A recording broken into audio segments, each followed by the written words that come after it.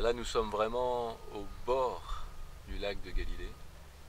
Nous sommes vraiment sur les galets, les rochers. Avec Fabienne Petit, on sent une ambiance particulière ici. On s'est retiré d'ailleurs un peu du groupe pour être vraiment au bord de ce lac. Certainement que Jésus et ses disciples devaient parler ici au bord de ce lac. Qu'est-ce que ça vous inspire, cet endroit ? Ah, tu sais, je crois qu'il est important. Quelqu'un a dit texte sans contexte n'est que prétexte. Alors, on va essayer de remettre le contexte. Tu vois, on est ici au bord de cette mer de Galilée qui est en fait qu'un lac d'eau douce, très très poissonneux. Et il y a un village de pêcheurs ici. Jésus arrive, il revient de Nazareth et il va choisir de s'installer là avec ce peuple de gens simples, et il va être au bord du lac. Alors, regarde, on va lire Matthieu 4, 18. Comme il marchait le long de la mer de Galilée, il vit deux frères, Simon, appelé Pierre, André son frère, qui jetaient les filets dans la mer, car ils étaient pêcheurs. Il leur dit, suivez-moi, et je vous ferai pêcheurs d'hommes. Aussitôt, ils laissèrent les filets et le suivirent. Et de là, étant allé un peu plus loin, il vit deux autres frères, Jacques, fils de Zébédée, et Jean, son frère, qui étaient dans une barque avec Zébédée, leur père, et qui réparaient leurs filets. Il les appela, et aussitôt, ils laissèrent la barque et leur père, et ils le suivèrent. Alors, vous imaginez, vous voyez tous ces gros rochers ici. On peut imaginer que c'est la digue qui protégeait effectivement le village de pêcheurs, sur lequel les pêcheurs, de loin en loin, au petit matin comme ce matin, étaient en train de réparer leur filet. Et ils avaient besoin de cette longueur pour étendre le filet de lin et réparer les filets.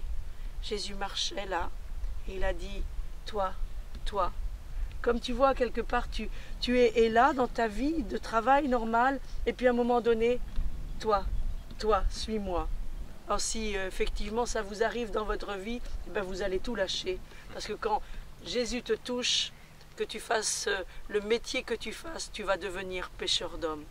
C'est ici ça s'est passé, c'est ici que la première équipe de disciples de Yeshua, de Jésus, va être mise en place. Et à partir de là, il va y avoir donc toute cette magnifique révolution sur la terre, de connaître la Torah de Jésus, de connaître l'amour que l'on doit avoir les uns pour les autres, et la grandeur effectivement de son Église avec un grand E que lui seul, l'époux, connaît. Il faut vraiment venir ici au bord de ce lac, on sent quelque chose, on vit le texte différemment quand même. Quelque chose a été déposé, oui. Dans cette simplicité, c'est là que Jésus a choisi ses disciples. C'est vrai qu'il aurait pu le choisir en pleine ville, à différents endroits, mais c'est vraiment au bord d'un lac, toute la simplicité. On voit vraiment aussi la majesté de la création. Ce lac, c'est vraiment magnifique, ça nous montre la grandeur de Dieu sur la création. Et venez vraiment en Israël, c'est important de voir ça, de vivre ça, de ressentir ce qui peut émaner de ces pierres qui sont toujours là. C'est peut-être d'ailleurs les mêmes, ils n'ont peut-être pas bougé. C'est les mêmes, forcément. Depuis 2000 ans. Ça, c'est la pierre de basalte.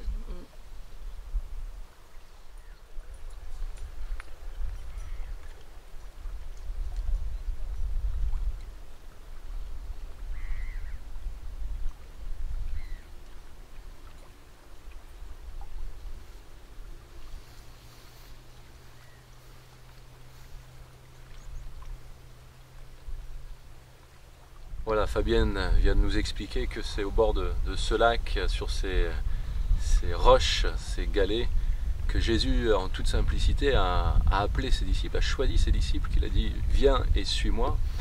Et c'est bon peut-être que même là où vous êtes derrière votre écran, vous puissiez peut-être prendre un temps de prière avec nous, quelle que soit l'heure, que ce soit le matin, l'après-midi ou le soir. Prenez un petit temps de prière et réfléchissez justement à cet appel de Jésus. Où est-ce que vous en êtes dans l'appel de Dieu pour votre vie? Est-ce que vous êtes déjà en service? Est-ce que peut-être vous avez un petit peu refroidi cet appel?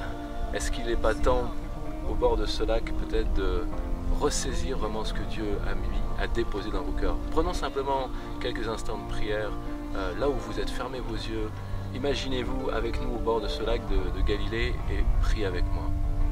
Merci Père pour cette simplicité que tu as fait preuve, Seigneur, pour choisir tes disciples, des hommes simples, des gens qui n'étaient pas forcément qualifiés. Et c'est au bord de ce lac, dans ce lieu, où nous sentons vraiment cette simplicité qui émane de ton royaume. Et c'est vrai que tu as dit que pour entrer dans ton royaume, il faut ressembler à des petits-enfants. Merci Seigneur, parce que nous voulons être ces petits-enfants et c'est une grâce d'être appelés par toi.